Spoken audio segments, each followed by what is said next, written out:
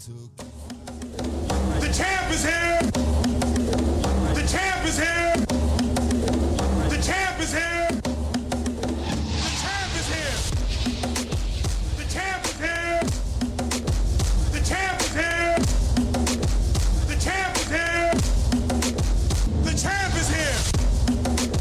The champ is here! Still don't see The it. champ is here! The champ is All here! right.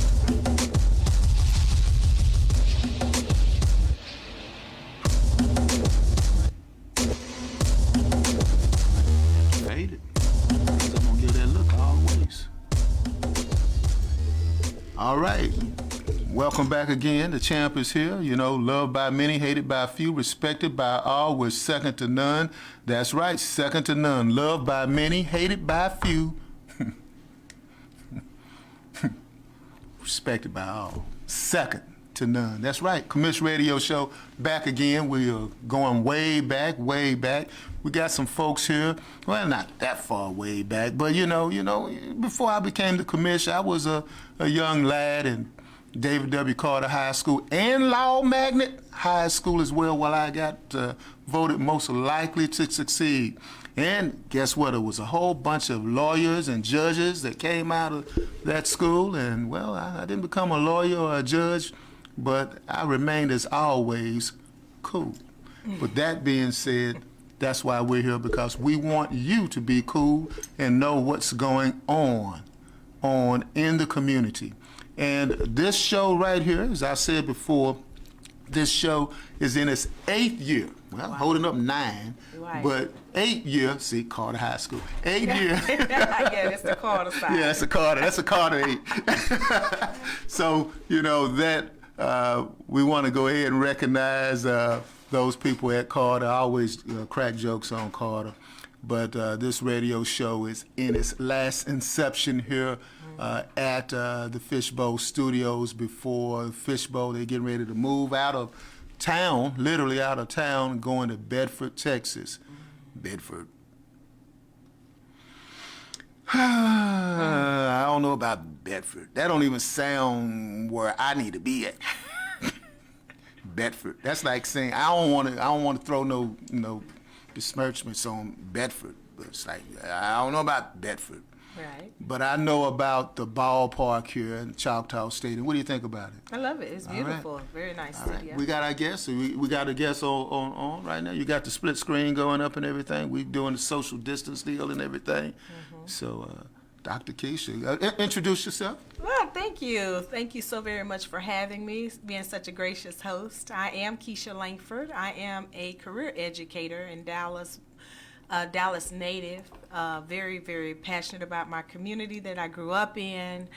After graduating college in East Texas State University, Texas A&M Commerce. Whoa! You said Whoa. you Whoa. went back. You said East Texas State. I got a piece of the East Texas State.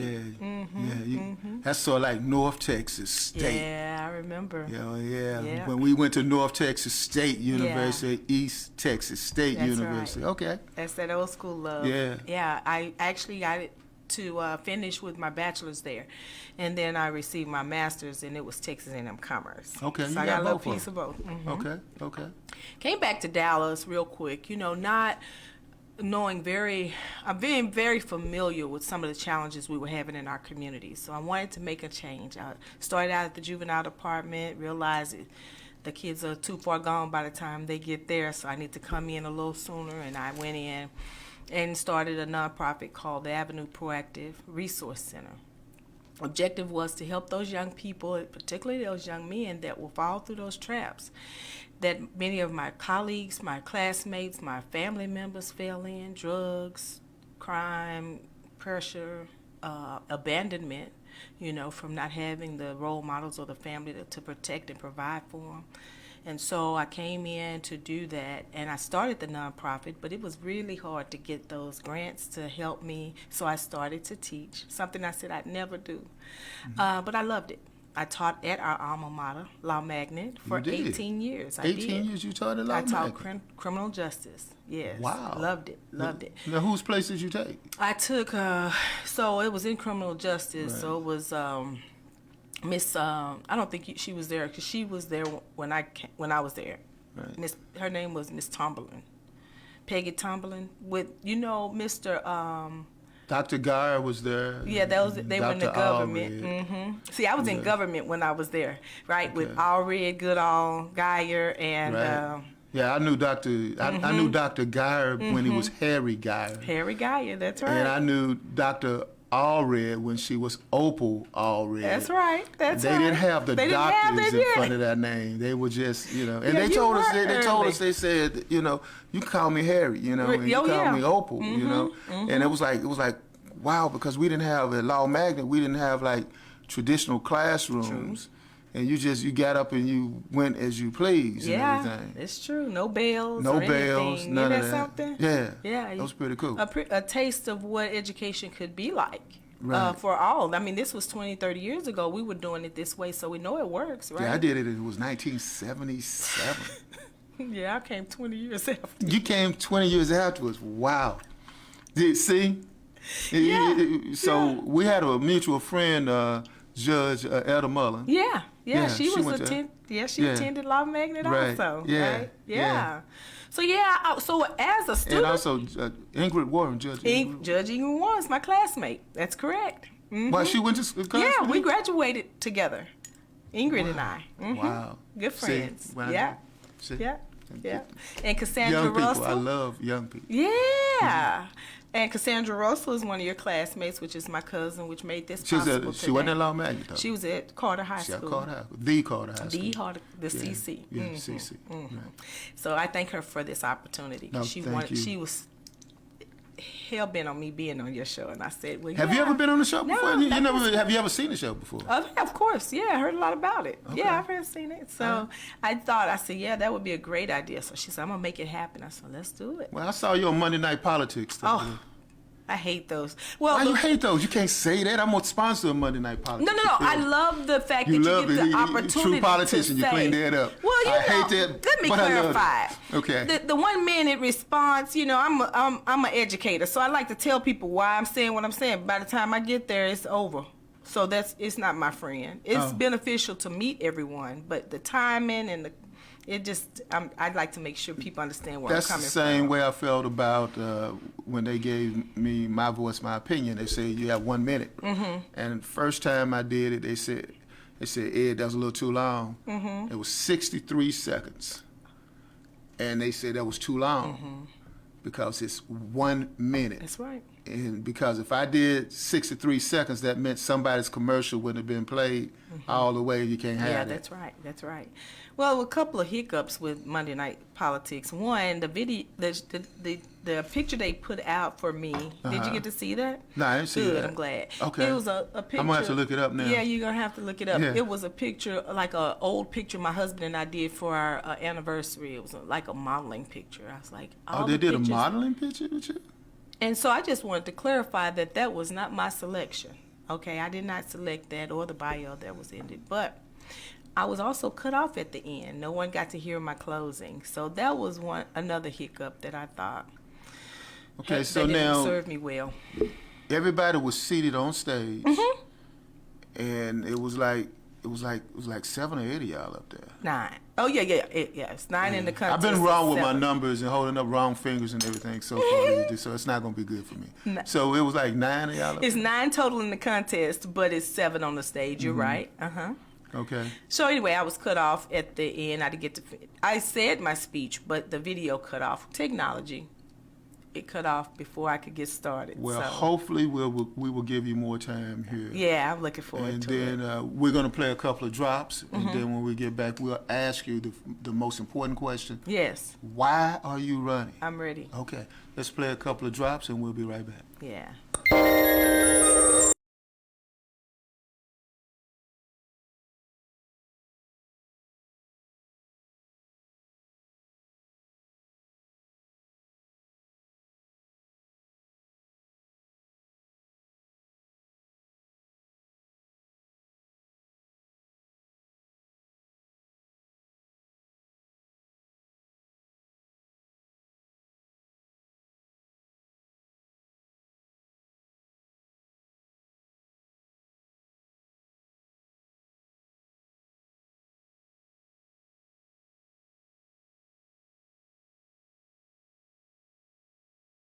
topics, real issue, real life, right here. Don't miss it. Every Saturday from 1 to 3 p.m. Central on FishbowlRadioNetwork.com. Jump in.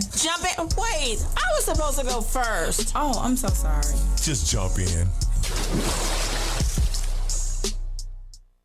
Hey, this is Larry C. Morris, the host of the Power of Prayer Show, broadcasting live each week on Thursdays from 2 to 3 p.m. Central Standard Time, coming from the Fishbowl Radio Network studio at Globe Life Park in Arlington, Texas. On my show, I will teach you how you, yes, you, can have an awesome, intimate relationship with God through the power of prayer that will change your very life. Put it on your calendar each week on Thursday at 2 to 3 p.m. Central Standard Time to catch the Power of Prayer show on FishbowlRadioNetwork.com. Jump in. All right, back again, Commish Radio Show. You know, I sure do appreciate the mic levels that we have here, and I like that because I can hear that little echo back. And what are you doing? Oh, no, I'm sorry. No, that's okay. I'm listening. It's all right. No, that's part of the show when I interrupt myself. Oh, yeah. Oh, is it okay? Yeah, it's part of. Who you I'm just got on interacting with our fans. Here we have Toya. We have a few followers listening. Okay, Miss good. Tell them to Charmaine. share. Share, guys. Share. Yeah, share. Thank you. Because I'm going to tell you why you need to share. Because I am being shadow banned by Facebook. Are you? Yes. I'm being shadow banned by them. When I first came out, man, they put my content out, but right now they won't put my content out like they should. That's why we need all of your people to share. We want everybody there to share as well. We want you to share it. Follow me on Twitter, Ed Gray 1906. I know you started following me on Twitter. 06. Ed Gray 1906. That's right. Yeah, you caught Shout that. out to your sorors and their Founders Day. Right, Yeah, that's it. Shout out to them. So the sorors of Alpha Kappa Alpha Sorority Incorporated. Happy Founders Day. You can follow me on Ed Gray 1906 on Twitter, Ed Gray 1906 on Instagram. And also, if you happen to have that Roku device, Viz TV. Viz TV, you can follow me there as well. Oh, you see how smoothly I did that see in there? that. That's cool. Yeah, see, so Eric Williams and I are doing projects over there. So this will be filmed. It's going to be loaded up right now. You'll be able to see the fabulous commercial that Dr. Keisha's done. Thank you. See, you didn't know I knew all that, did you? No. Yeah, Thank see, you was asking me during the break. You know how educators are. You're trying to get me and everything. I'm up on things, but are you up on things? If you're up on things, Viz is where it's at, Viz TV. Thank you. Why are you running? I have to. As a Dallas native, I feel like we need someone that's going to be attentive to the needs of our community. I'm aware of them. I've been working as much as I can in every capacity possible as an educator.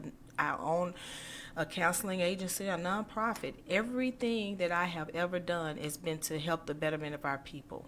And I knew everyone that was running, and as I asked God for us to leave systems in place that will help our people, and I could not count on people that just moved here a year ago or 4 or 5 years ago to know the needs of our people and be attentive to them. They may be able to fight on a national level, but our district has a bit of more of a complex situation. We need someone that's going to fight on that level, but we also need someone that's going to take care of the needs of our community in terms of homelessness, poverty, fair housing, livable wages, resources, support.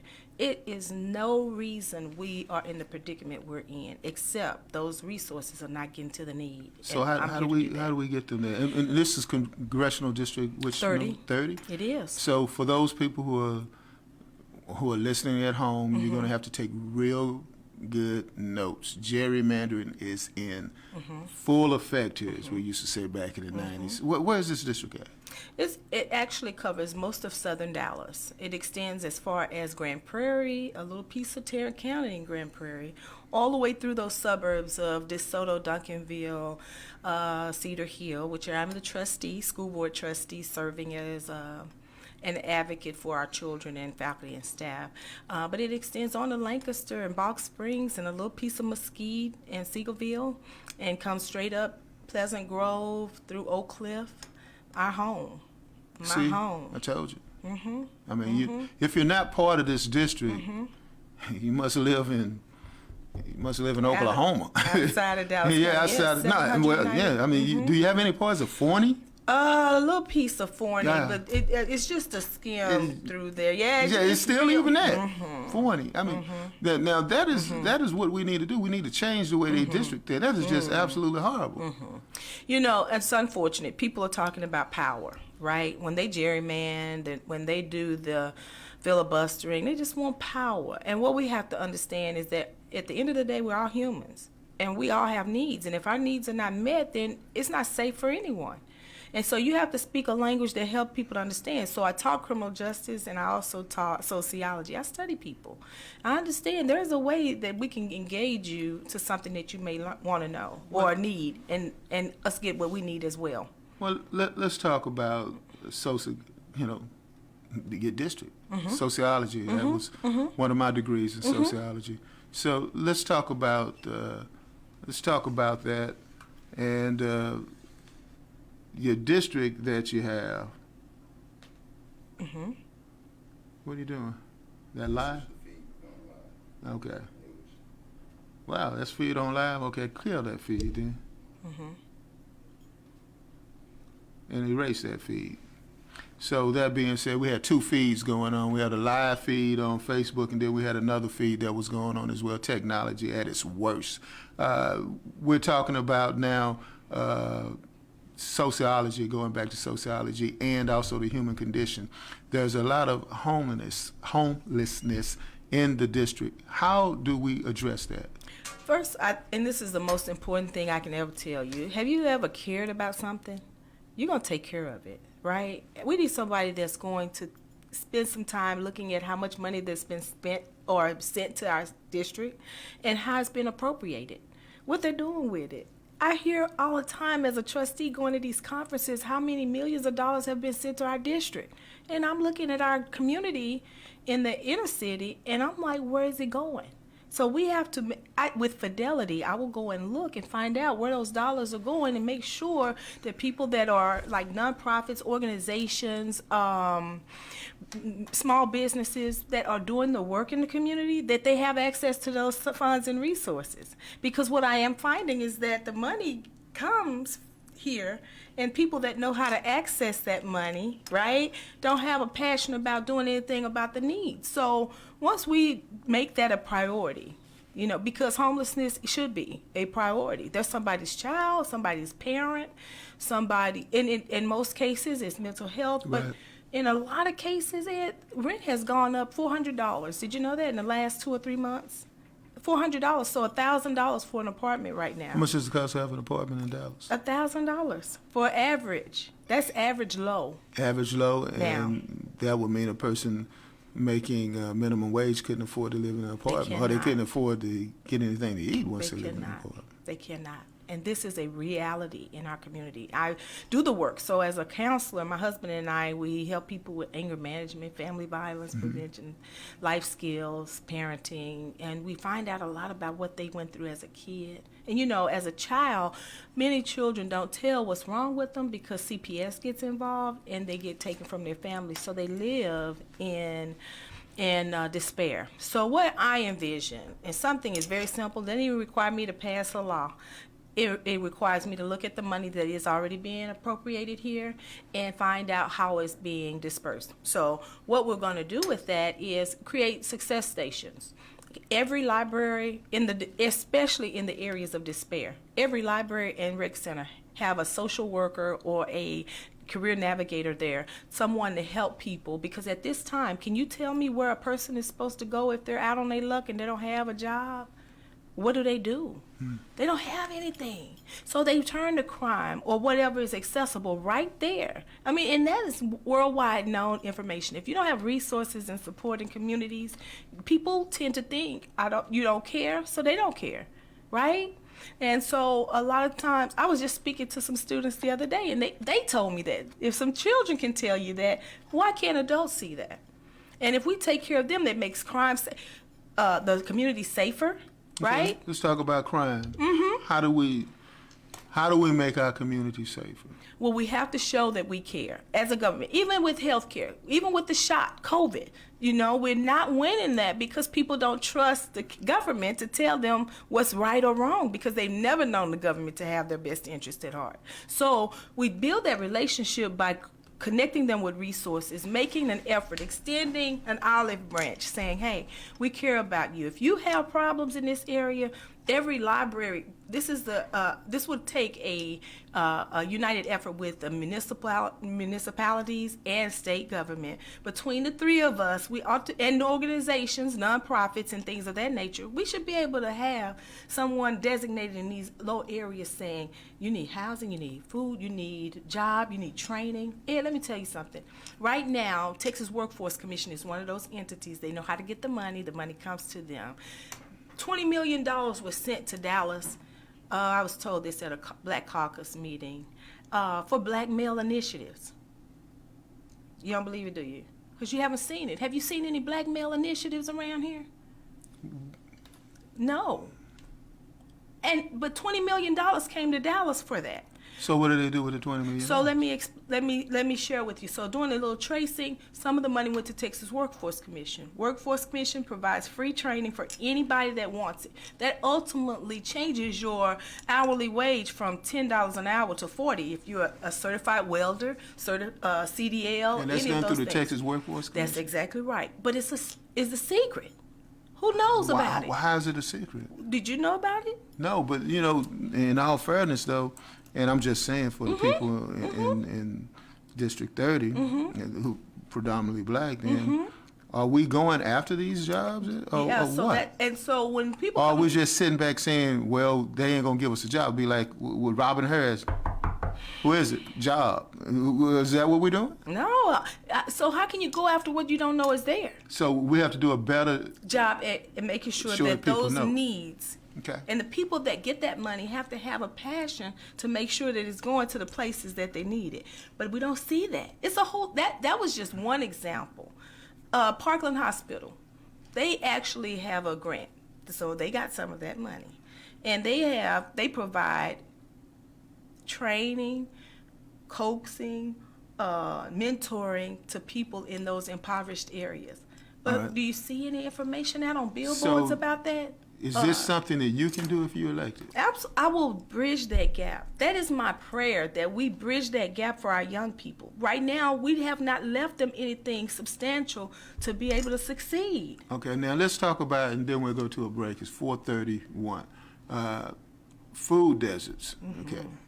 In this district as well, the Walmart that was, I believe it was on Wheatland. Yeah.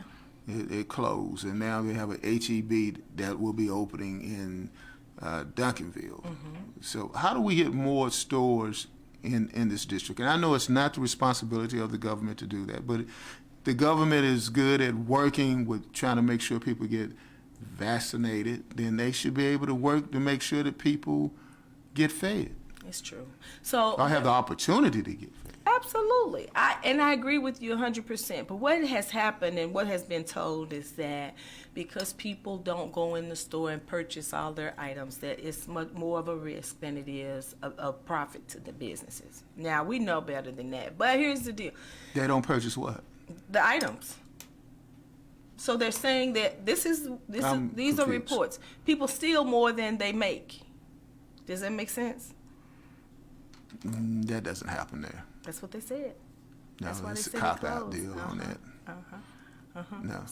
So my thing is this though: if I've been to that Walmart, it's a long line of people all the time in there. I agree with you wholeheartedly, but that's what's stated. And my thing is this: if you give people more resources, opportunities, support, that wouldn't be an issue. Because I don't have to take. I have something right here saying it's going to help me be a better person for my children. And what I found is a lot of people want a better life for their children. They just don't know how to get it. All right. When we come back, it's 4:33 right now. and we're going to play a couple of drops and then and some music. I don't know what music you got. Soft music. I don't want none of that hardcore hippity hop music that you play. He does that. He does that. You should have heard him last time around. We played something with Down in the Woods stuff, man. I'm like, what you doing, man? Down in the Woods. It ain't going good right there. So something nice and slow, and then we'll be right back, and we'll talk about the other ailments that are in, and why are they always considered ailments in the African American community. Yeah. We're going to talk about what we can do to make our community better. That's right. Be right back. Thank you.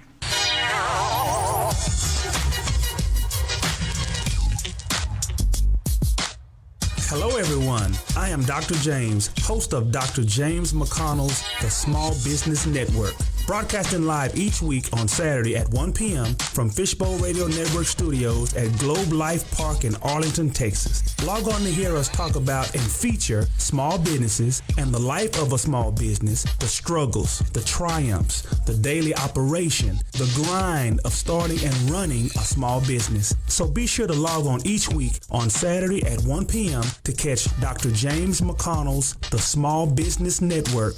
Let's jump in.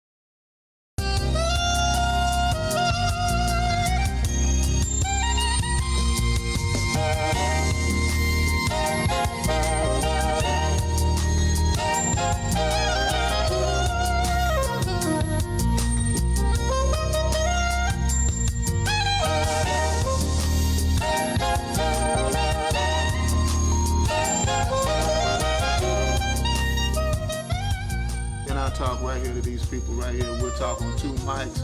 You got me live on that one? We're live on that one. We're live right here. We're back. Fishbowl Radio, Commiss Radio Show, loved by many, hated by few, respected by all. Second to none. Second to none. And you're right here listening to Ed Gray, the Commiss Radio Show.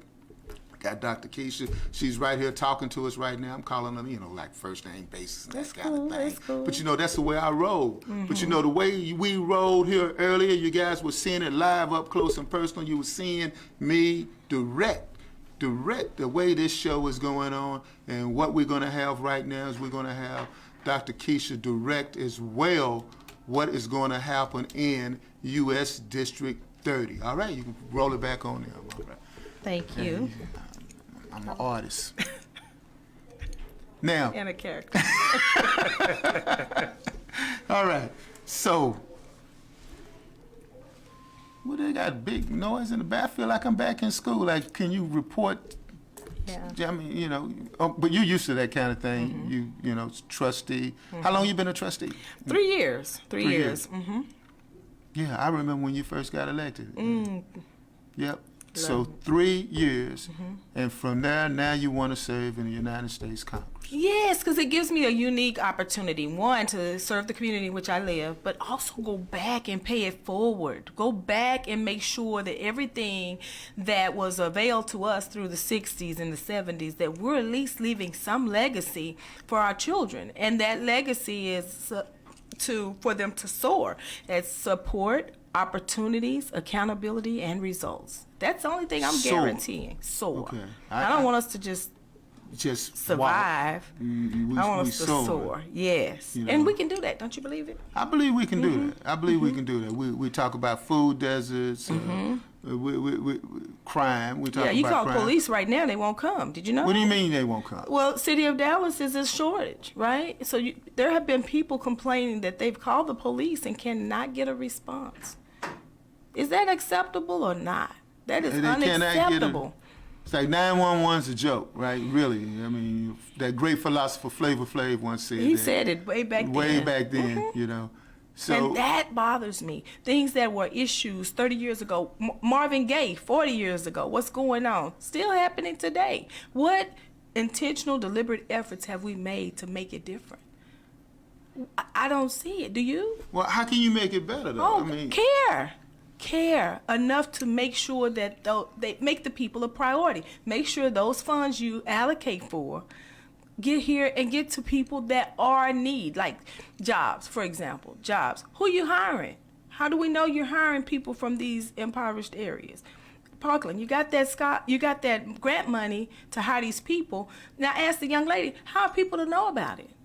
Well, I saw a lady at the grocery store, and she couldn't pay for her money and her food, and I helped her with her food, and I told her, you know, you can work at Parkland. Is that how we're supposed to do that? so you help pay for somebody's food. This is the lady that is telling me about the grant that they have at Parkland. But you And pay for somebody's food? No, I'm asking her, how do people know? And she's telling me by word of mouth, because she helps a lady at the grocery store and tell her about it. Do you understand? So these are things that should be on billboards. These are things that should go on your door saying, hey, if you want help, here's an opportunity. We're required to hire so many people from 216, 215, which is South Dallas, 212, which is West Dallas. You get what I mean? So the reason I'm here is because there are people in the race that don't know the area. They know Washington, they know politics, but they don't know community. And that we can't have. We need somebody that's twofold, care as much about the capital as they do the community. And that's why I'm here. So you're saying, you didn't mention no names. I pretty well can figure it out, though. But you didn't mention no names. Yeah, I didn't move into the community to run the community. Oh, wow. Okay. All right, then. That's kind of strong.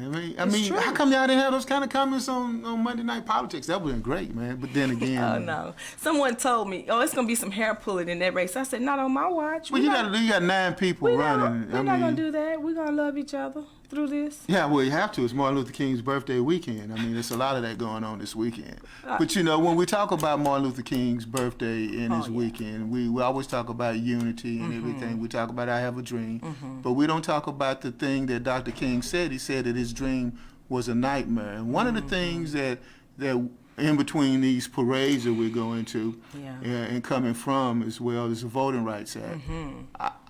What can you do about the Voting Rights Act? How can you get the John Lewis Voting Rights Act? And talk to us about that. So there are some issues with the act in that we're using, Congress, the Senate is saying you're using verbiage from the 1960s to justify reenacting it. You need to use something that's more relevant to today's time if you want us to pass that.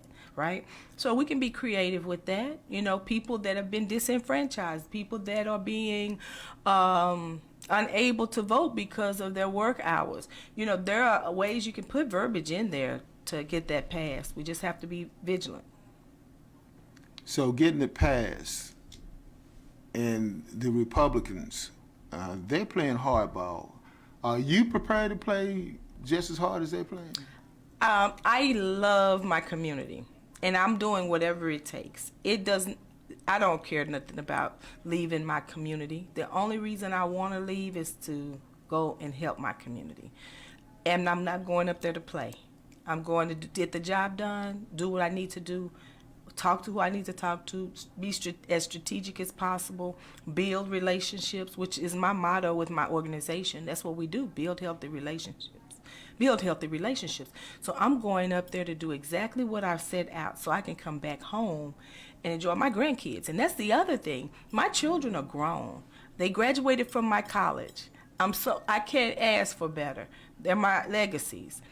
I'm ready to help the world because it's not good enough for my grandchildren to be okay. I have to make sure other people's grandchildren are going to be okay too. If they're not okay, mine won't be okay.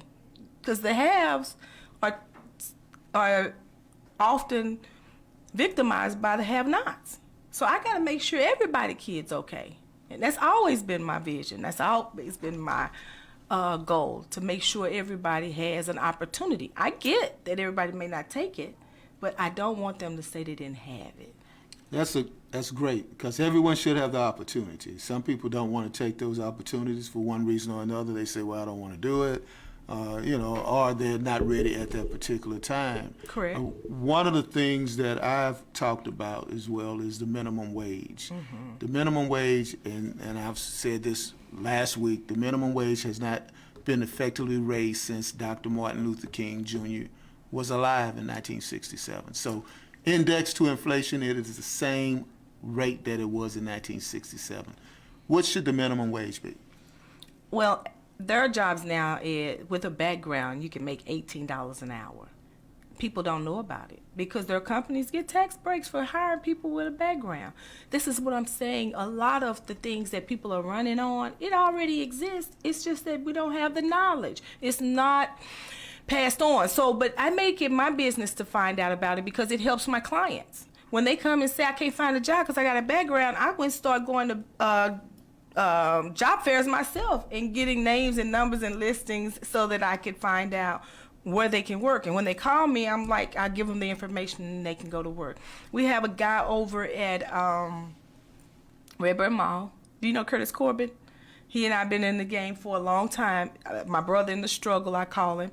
And if the people don't have transportation, you know what he does? He goes to the Ledbetter and Lancaster train station, and he picks up over by Redbird, and he take people to Starlight in Waxahachie. Mm-hmm. They make $17 an hour. He give them rides, but they have to pay them when they get there, for gas and stuff like that, which is reasonable. But he knows there's no jobs in our communities that pay that much. So he has created a whole program to help assist young people that don't have jobs or transportation to get there. Now, all of those warehouses in that area, and certainly they make $17, $18 an hour. No, not all of them. See, there should be everywhere, but there are places that do. And my point is that if they get tax abatements, and I mean, that's not on your concern because that's a city function, and if they get tax abatements to put these companies there, then they should be charged up. I'll talk to the city council people about this thing. But they should go ahead and say, hey, look, you got to hire in the community according to 216, 232, wherever community you're in. And so, you have shortages everywhere now. But just to give you an example, last month, we had a shortage in our janitorial staff. And I told the superintendent, it's unacceptable to pay $11 an hour because you can get a job background friendly for $18, and guess what? We raised it up to $15 an hour. It's unacceptable. Just about as unacceptable as this chair just made me shrink because I'm 6'3", and the guy, I'm looking on this screen like it's like I'm 5'5". So you know how people feel that's 5'5". I know how they feel on that, and you should know how I feel too. So that being said, we're going to take a quick break. When we come back, and I'm going to grow become 6'2" and 3, and then we're gonna close out Okay. with Dr. Keisha. Yeah. And Thank let her you. explain why she should be in Congress. All right. All right. Thank you.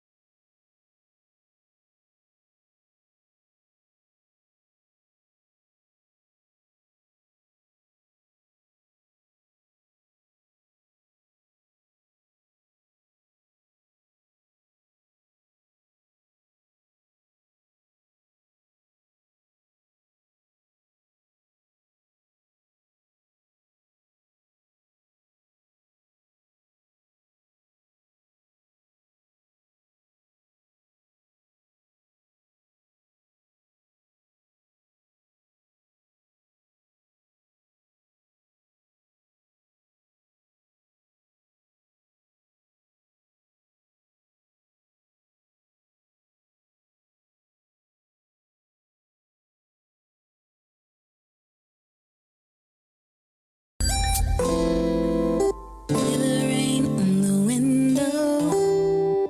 Set the pace, let's go real slow. I wanna feel every part of you. My love for you runs so deep. Can't you feel my body shaking? All right, good. All right, okay, back again, Commercial Radio Show, loved by many, hated by few, respected by all, second to none. I'm back again. I'm back. I'm back. They're killing me here. First of all, they got me moving to, they think they have me moving to Bedford, Texas. I ain't doing that. That don't even sound right for a brother to be in Bedford. No way. I ain't going out there, man. No, that's like going to Mesquite. Oh. Back in the 70s. Oh.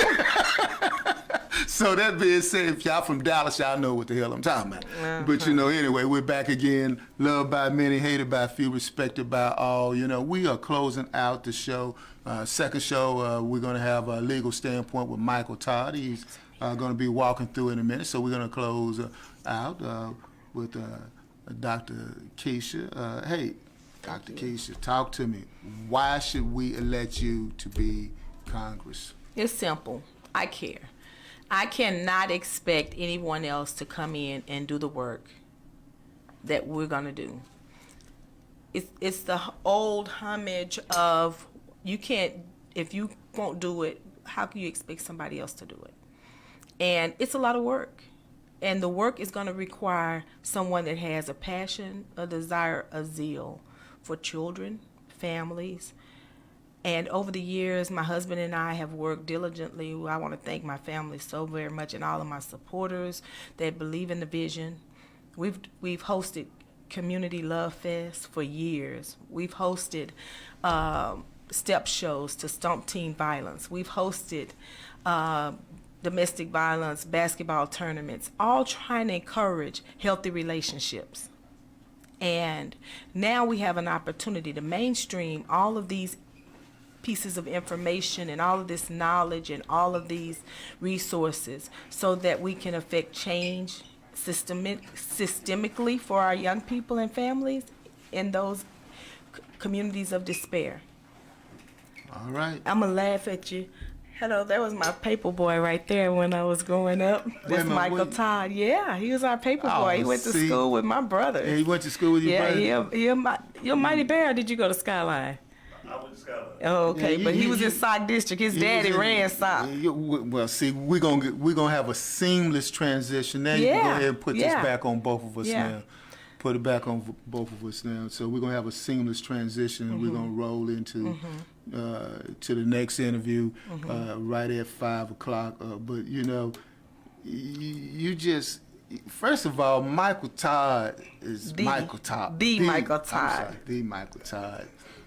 Legal standpoint, Michael Todd. The Michael Todd. He didn't come in quietly. No, he didn't come. He didn't come in quiet. He didn't come in quietly. And then if he came in quietly, hey, let me talk to your people again. There you go. Here we go again. Like I feel like I'm Bernie Mac, talking to America. You didn't even let him come in quietly. It wasn't him. It was me. It was all me. You just said, then you just said who you was. Yeah, I mean, because we're all connected. That's what I'm trying to get you to understand. Okay. That's why we should elect me, because we're family.